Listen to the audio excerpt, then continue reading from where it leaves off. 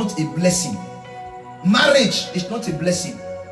Marriage is obeying God's word. He said a man shall leave his father's house and cleave to the wife. Now, I want to liken marriage to the kingdom. The husband shall leave his father's house. Jesus left heaven, his father's house.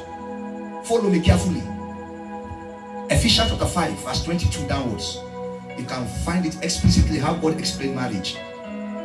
Do you know? Oh God, give us understanding. Do you know that when a man proposed to a woman to get married, especially to a virgin, if you're a virgin, there's something we call a hymen. Do you know about it? The hymen is what makes you a virgin. Once that hymen is broken, blood will speak forth. Do you know on the cross of Calvary, the hymen of Jesus to bring salvation to men, his blood was spilled on the cross? Do you know when the hymen of a woman is being taken away, you are no longer a virgin? So when a man entered an altar to make marriage, do you know that there's a veil upon the wife? Take off the veil. When Jesus died on the cross, the veil upon the temple was torn.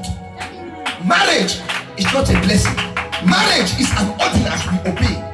As I was seeking the face of God, and God said to me, teach my people the word.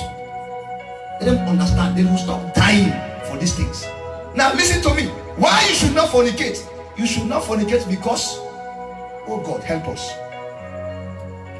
If the hymen of a lady is being taken away, now you understand and know that before ever you make the vow, the veil has been torn. How can you take off the veil when already have broken the hymen? That is why it is good as a believer to wait upon the Lord. When you are single, don't tamper your virginity to any man. You know why? Because you are carrying God's temple in you. So you find out, if the man should leave his father's house, Jesus left heaven, his father's house. So the Bible says Jesus is likened to be who? The groom. And who is the wife? The church. And do you know that you are the church? I want to ask you a question. How many of you are still a virgin in the kingdom? How many of you are still a foolish or a wise virgin in the kingdom? In Matthew 25, there's a parable given to us. Until we all come to the fullness of Jesus, building a generation that will understand that Jesus is the only author and the finisher of our faith. Yet the world will never become a better place. Marriage is not a blessing. Marriage is a command from the Lord. He said multiply, subdue. Genesis chapter 1. But tomorrow I will say more on that. Is God talking to us? Yes, are we understanding something? Yes, sir. So when you know these things, you will realize that there are many of us, we are too shallow to understand.